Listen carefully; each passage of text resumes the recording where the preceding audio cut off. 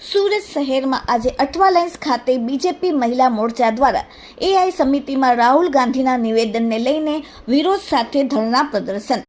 દિલ્હીમાં યોજાયેલ એઆઈ સમિતિ દરમિયાન કોંગ્રેસ નેતા રાહુલ ગાંધી અને યુથ કોંગ્રેસ દ્વારા કરવામાં આવેલ ટિપ્પણીઓ અને વર્તન મુદ્દે ભાજપ મહિલા મોરચાએ રણસિંગુ ફૂંક્યું. સુરત અઠવા લાઇન્સ વિસ્તારમાં આજે પ્રદેશ ભાજપ મહિલા મોરચા દ્વારા ઉગ્ર ધારણ પ્રદર્શન કરવામાં આવ્યું.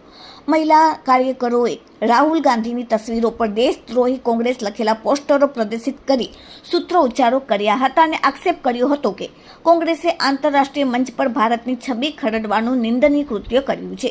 મહિલા મોરચાના અગ્રણીઓએ આક્રોશ વ્યક્ત કરતા કહ્યું કે જ્યારે ભારત વિશ્વ મંચ પર ટેકનોલોજી અને આર્ટિફિશિયલ ઇન્ટેલિજન્સ ક્ષેત્રે પોતાની શક્તિનું પ્રદર્શન કરી રહ્યું છે, ત્યારે રાહુલ ગાંધીએ આ સમિતિને હાસ્યાસ્પદ કહીને પોતાની દેશ વિરોધી માનસિકતા છતી કરી છે. ભાજપનો આક્ષેપ છે કે યુથ કોંગ્રેસ દ્વારા કરવામાં આવેલા અણછાજતા પ્રદર્શન અને વર્તન પાછળ રાહુલ ગાંધીનો દોડી સંચાર છે.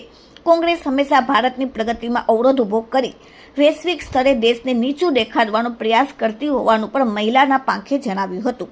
ગુજરાત ભાજપ પ્રદેશ મહિલા મોરચાના અધ્યક્ષ અંજુબેન વેકરિયાએ આ પ્રસંગે આકરા શબ્દોમાં પ્રતિક્રિયા આપતા કહ્યું કે એઆઈ સમિતિમાં આંતરરાષ્ટ્રીય પ્રતિનિધિઓ અને મહિલાઓની હાજરીમાં જે પ્રકારનું વર્તન કરવામાં આવ્યું છે તે ભારતની સંસ્કૃતિને કલંક લગાડનારું છે. રાહુલ ગાંધીએ દેશની જનતા અને ખાસ કરીને મહિલાઓની માફી માંગવી જોઈએ.